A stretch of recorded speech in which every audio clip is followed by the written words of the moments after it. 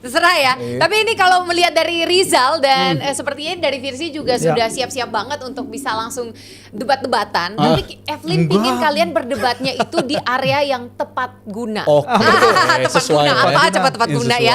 Jadi kan Newcastle sama Liverpool nih kemarin. Kalau Evelyn bilang ya secara keseluruhan ini Newcastle juga sesuatu loh, beringas loh ini. Iya kan bisa menyamakan kedudukan, 2 poin dikejar loh. 2 gol dikejar langsung di babak 2. Gimana Rizal melihatnya? Tanggapan dari Newcastle yang seberingas ini? Yap, Newcastle nunjukin fighting spirit yang luar biasa. Pasti muji lah.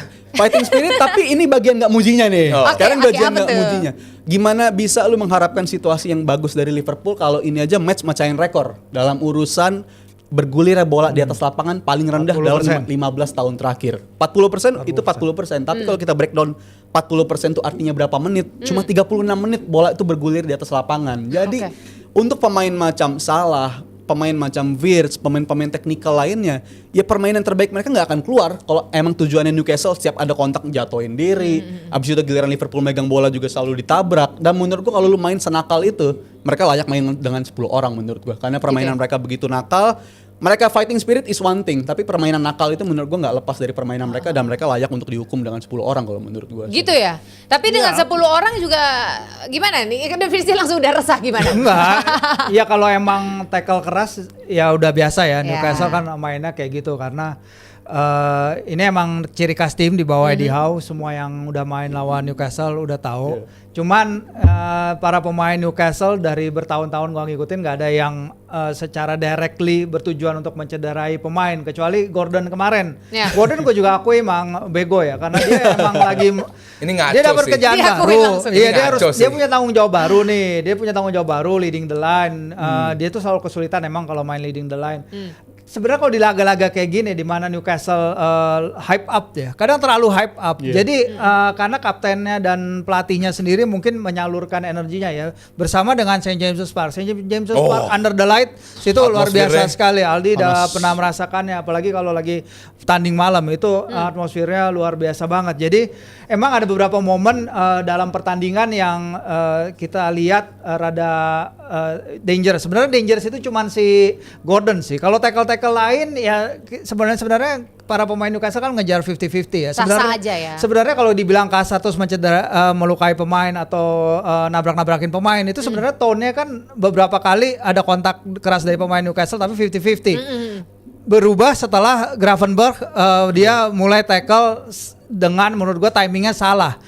Artinya bukan gimana mau tuh? salah, ketika Bruno mencoba Bruno mainnya gitu, dia berusaha melindungi bola dengan kaki dan dengan badan dan ketika itu Gravenberch langsung nekel dia.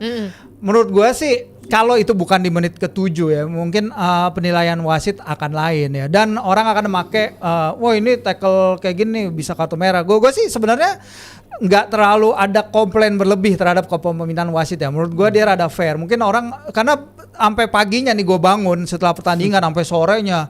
Kan sebenarnya banyak fans lain yang ngikutin Newcastle dan Liverpool karena udah terbangun kan di Monday Night Football, Isak, ini established team lawan tim-tim yang baru mau naik, bagaimana duel itu nanti akan ngebentuk yang lain-lain. Jadi banyak fans lain yang ngikutin kan. Jadi banyak yang mengatakan bahwa wasit ini seharusnya Liverpool juga dapat kartu merah, maksud gue ya udah kalau emang karena di Premier League tuh wasit ya udahlah kita ya udah aja wasit kadang wasit blow on kita ngikutin aja, kadang kita dibantu, kadang juga tim kita dirugikan gitu, pasti ada aja gantian. Dan kalau gue lihat perjuangannya sih sebenarnya perjuangan tapi sakit hatinya karena ini udah berkali-kali kok kalau gue nonton Newcastle dari tahun ke tahun selalu kejadian ya. Bahkan dari tahun ya 94-95 yang salah satu the biggest match yang 3-4 itu dari zaman Roy Evans dan Kevin Keegan. Jadi emang udah sakit hatinya udah biasa sebenarnya. Tapi bangga perjuangan Newcastle ya dengan 10 pemain dengan segala narasi yang berada di belakang pertandingan ini. Tino Livramento setelah laga bilang kita pertandingan ini nunjukin bahwa ruang ganti ini tetap solid terlepas dari apa yang terjadi ke Isak.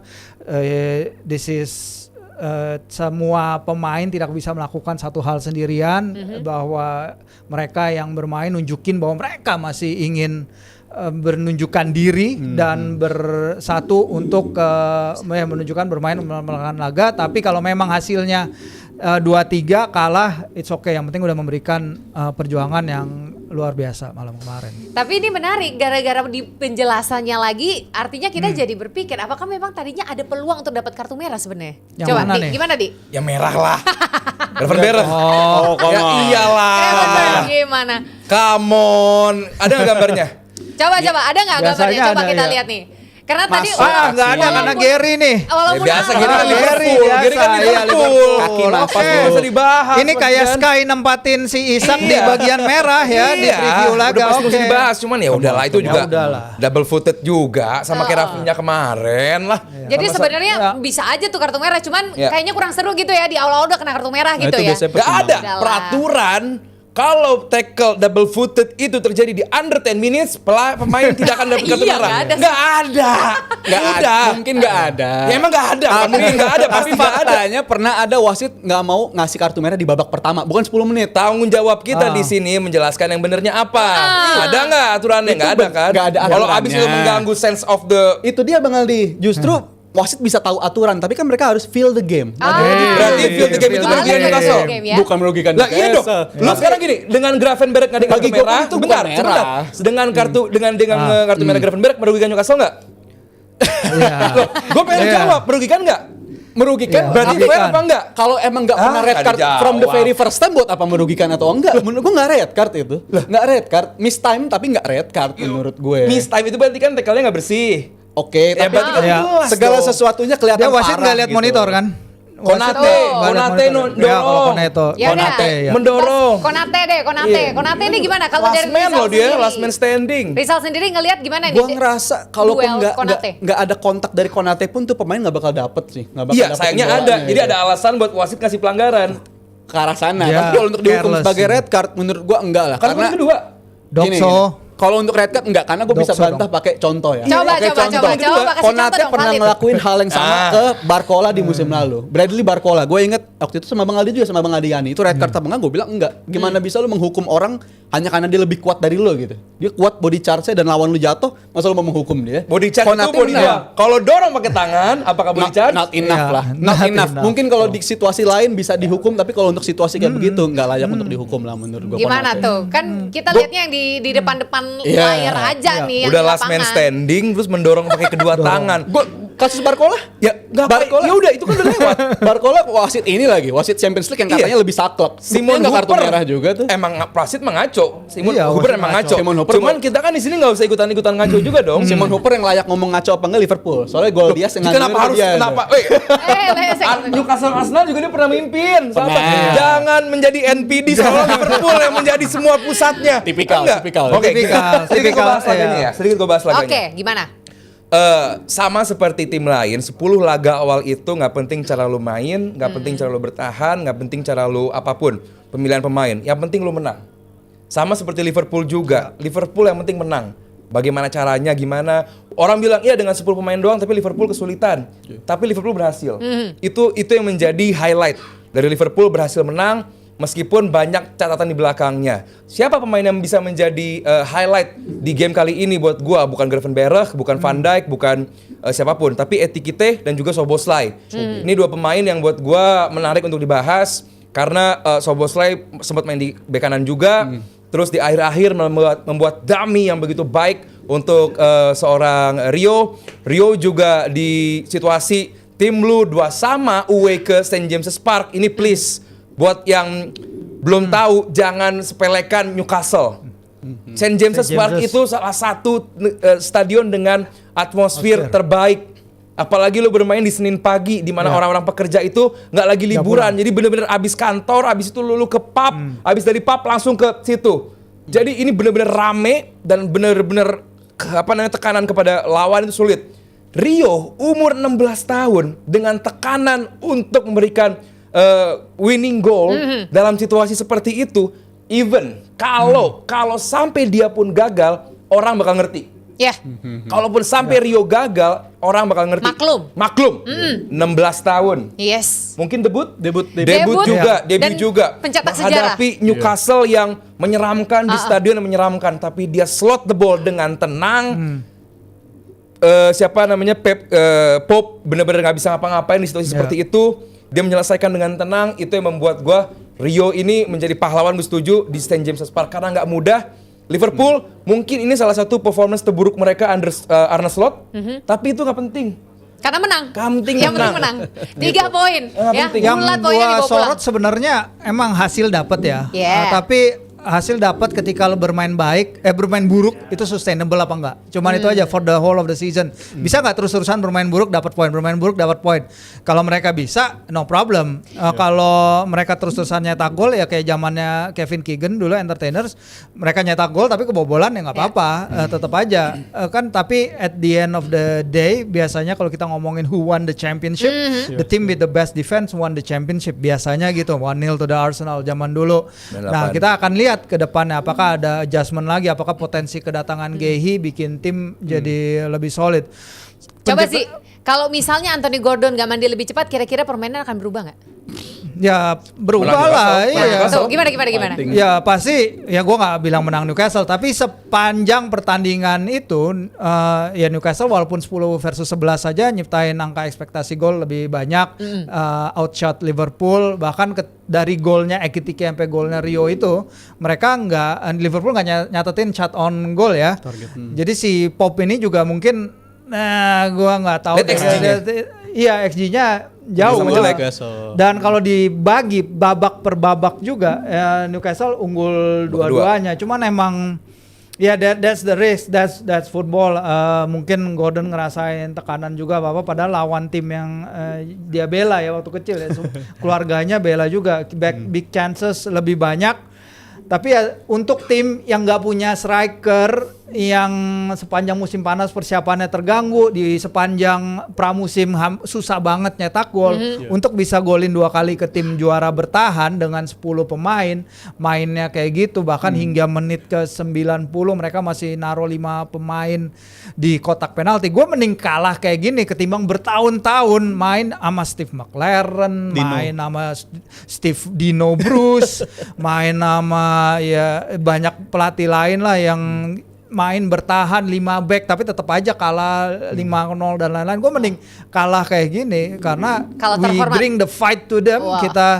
Kita kalah tapi itu dia terhormat. Dan Liverpool sendiri emang dari segi pertahanan agak rapuh ya. Di mana 3 pertandingan terakhir ya, karena masih awal. Lawan Palace unggul. Lu punya wingback semua cuy. Ini faktornya nih. Ya, lawan Palace unggul iya. kekejar. Lawan Bournemouth unggul kekejar. Kemarin lawan Newcastle juga 2 gol lagi unggul kekejar. Tapi menurut gue faktor wingbacknya itu kan karena berganti juga ya. Dibanding musim lalu backline Liverpool dari 4 Robertson, Konate, Van Dijk dan Itu kan Trent udah bertahun-tahun juga ya. Udah bertahun-tahun, 7 tahun mereka main bareng, tiba-tiba fullback lu ganti secara bersamaan di waktu yang sama. Menurut gue penyesuaian, adaptasinya juga Van Dijk sulit. decline nggak menurut lo?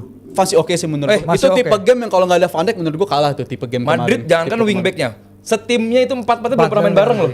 Madrid, Huijsen, gimana lo? Terus-terusan ganti-ganti, terus-terusan. Tapi kalau faktor aja. Liverpool itu kan agak beda. Jadi agak Bedanya beda. gimana? Coba. Kadang Bedanya sistemnya Liverpool dengan adanya Trent Alexander-Arnold itu kan deep playing defender banget ya. Dimana lu kalau ke press dia bisa dengan kualitas passing dia ngirim bola ke depan jadi peluang tuh. Banyak contoh kasusnya kayak Udahlah seperti itu. Jal, bilang aja Kerkes jelek under pressure. Kerkes belum levelnya Liverpool. Ya, kalau level ini butuh penyesuaian. Iya, belum level Liverpool. Dan ditambah faktor ini underperformnya Konate menurut gua. Konate lagi underperform banget, jadi faktor yang paling on perform cuma Van Dijk doang. Tapi selain itu 2 wingbacknya masih penyesuaian dan Konate-nya lagi underperform. Jadi menurut gue masalah lini belakang Liverpool kenapa kelihatan rapuh belakangan ya karena faktor-faktor itu. Tapi optimis kan menghadapi Arsenal menang. Optimis. Itu yang penting. Anfield soalnya. Itu. Oh, satu lagi sebenarnya bukan hilangnya Gordon yang banyak pengaruh ke laga ya, tapi cedera yang dialami Joel sama si Sandro itu begitu. Dia kan cedera jatuh kayak dislocated gitu ya. Tapi dia masih main terus loh. Gue nggak pernah lihat pemain lain kayak gitu. Dimana lu kayak udah tangan lu udah nempel ke badan terus masih dia berusaha lari. Nah menurut gue itu kehilangan yang lebih besar daripada si Anthony di depan ya. Karena balance Newcastle itu lebih banyak bertumpu kepada Tonali lini tengah 3 itu ketimbang satu pemain di depan. Tapi itu bijak nggak sebenarnya? Apa lebih baik sebenarnya diganti aja? Emang diganti akhirnya kan eventually. Tapi dia sempat sempat main 10 menit kayak gitu. Dan lini tengah yang menjadi kekuatan Newcastle juga di Wembley ketika main di Carabao ya, yang kita ngangkat trofi. Menang ya? Menang. Di highlight Gak terus apa-apa, ya. mending Menang menang 70 langsung. tahun ya, baik. Kenapa langsung kedua kameranya? Kenapa? Lo kan Ada yang mau juara juga disampaikan? Emirates Cup. Enggak. Tiap tahun kan langganan juara Emirates Cup. Gimana Sal? Gimana Sal? Ya, gue mau nyambungin soal Liverpoolnya dari segi bertahannya. Soal tadi kan ditanya sama Mas Firzi, bisa nggak sustain tim untuk bersaing juara tuh sustain kayak begini? Kita bisa berbalik di musim terakhirnya Jurgen Klopp, di mana musim itu Liverpool banyak ngejar pertandingan istilahnya. Karena kalau pertandingan hanya dihitung dari menit 1 sampai 30, Liverpool waktu itu ada di peringkat 18. Jadi dalam artian mereka slow start, mereka lebih banyak menang pakai cara comeback, dan itu cara yang beda banget dengan caranya Slot di musim pertama. Mereka lebih banyak menang dengan cara yang unggul duluan, pertahanin keunggulan dan bisa. Dan menurut gue di musim ini jangan sampai terus-terusan menangnya kayak begini lah. Karena gue bukan pakai mazhab yang kalau lu golin lebih banyak you still win the game. Gue nggak pakai mazhab itu. Karena kalau untuk juara gue pakai mazhab Sir Alex Ferguson. Attack wins you games, defensive wins you title. Ya, Jadi iya, menurut gue seperti pertahanan gua tuh jauh lebih penting. Walaupun sekarang Liverpool, walaupun kayak rapuh game ini statusnya tim terbanyak golin kan, 7 Iya. golin sampai sekarang. Iya. Tapi ini menurut gue nggak sustain kalau Nih, caranya kayak begini. kalau secara angka kebobolan ya, Liverpool tuh udah kebobolan 4 gol dari 2 pertandingan. Itu jumlah hampir 10% total musim lalu. Karena 34 laga awal mereka musim lalu itu hanya kebobolan 32 gol. 34 awal. Iya, Bentar lagi beres dong. Juara soalnya. Enggak, 30 musim lalu. Iya. 34 udah juara soalnya. Iya, karena udah juara. Udah lepas, Nah, setelah udah lepas juara di situ. mereka lepas jadi lebih banyak kebobolan. Lebih banyak. 9 dari 4 laga, Nggak 9 menang gol juga. dari 4 laga terakhir. Itu mereka Udah kebobolan. penting. Udah nggak penting karena udah juara. Nah, defense mereka musim lalu ya berubah banget kan yang Rijal juga bilang. Makanya menarik. Sebenarnya kuncinya ada di Van Dijk mungkin ya, karena dia this is the glue gitu yang keeping it all together. Bisa kalau emang menurut Rijal dia belum decline, ya bagus mungkin dia bisa meningkatkan permainan lagi. Tapi kalau kita lihat beberapa laga awal emang dia rentan terhadap serangan-serangan cepat aja sih. Tapi sih jujur sakit nggak? Ya sakit, cuman udah biasa sebagai fans Newcastle udah biasa. Bro, gue 2 kali nonton tim gue di divisi championship. Sama Iya. udah hampir lu 10 itu kalau berhasil lu sama Zi. Enggak, Karena karena- terbang hari ini sih. Karena ada contohnya. Pertama yang gue inget banget mungkin si pasti Darwin Nunes yang 2 gol itu udah nyakitin. Fabio. Terus pernah dulu 3-2 di Fok Origi sundulan, gue inget banget itu. Kalau itu ketika itu nyakitinnya karena it's never a free kick untuk bola masuk ke yang akhirnya disundul sama si di Fok Origi. Sakit, tapi gue bilang ke tim mending we try untuk menang ketimbang lu numpuk 5 back di belakang dan tetap kalah, dan itu yang sering terjadi di era Steve Bruce. Betul, apalagi mazhabnya Liverpool Newcastle itu kan we don't demand players who wins, Yeah, but we we don't demand player who tries. Who tries, Yes. Dan ini yang dilakukan oleh pemain Newcastle. Mereka sedikit lagi sedekat itu untuk bisa nahan imbang Liverpool juara bertahan Dengan 10 pemain. Dengan 10 main itu akan sangat luar biasa. Tapi ya buat gua Tetap ya. Liverpool menang dan result. Rio Ngumoha Ha-ha. top notch. Zoboslai juga. Tapi harus aku akuin itu kebesaran hati banget dari Gavirsi selaku ya fans dari Newcastle. Karena memang selain dari ya sudah main bagus pun masih tetap kalah ya, nggak apa-apa. Tapi